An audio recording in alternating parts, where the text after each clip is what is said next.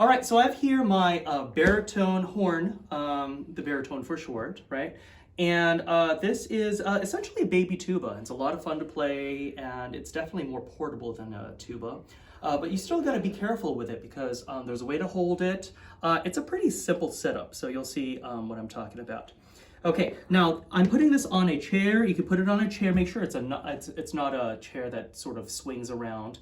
You'd also use a bed. You could use the floor as well, but that's not as preferable. But that's very important to know how your setup's going to be. Okay, now this has one of those old school latches, right, that face downwards and you lift up. Okay, if you're doing this motion, it's probably a very good chance that your case is upside down and going to be very unhappy. Okay, so you want to lift up your latch. Lift up your latch. Okay, this one happens to have 3 latches. Make sure it's secure on my chair. Okay, and I open this up. Okay, and this is a very, very easy setup. It's all about how you sit, really.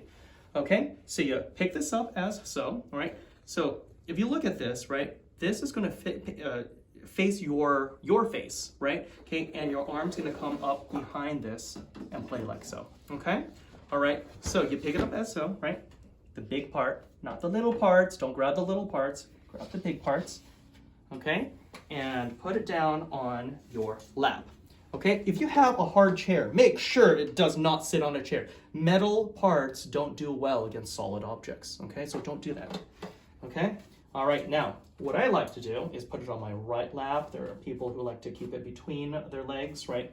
I prefer to keep it on my right lap.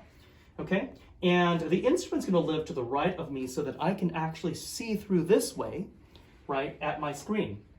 And if you see through my screen, you can see a picture of me in Zoom space. That's the way you should look when I'm working with you.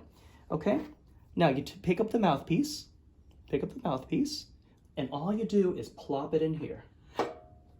You do not need to bash it in, otherwise it's going to stay in there forever, and Woo's gonna have to drive to your house and, you know, professionally take it out. Don't do that to me, please. All right, now, you see the 3 keys right here?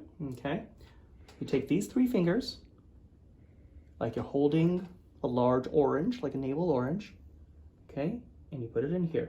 Don't do this. This is the worst habit you can possibly do, right? Do not use the middle of your joint, right? You gotta use this for maximum speed and control, okay? All right, and when you are in sectionals, when you're performing, you know, you want to look through this way at your screen and play this.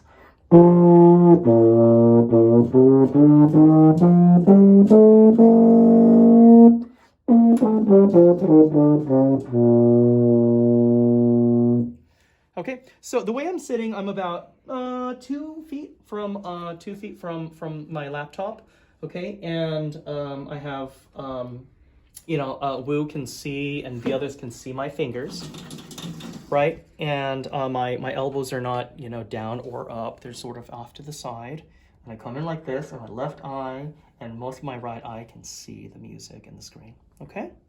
All right, so when you want to put this away, you simply take this mouthpiece. You can wash it out if you want to, if you're germaphobe.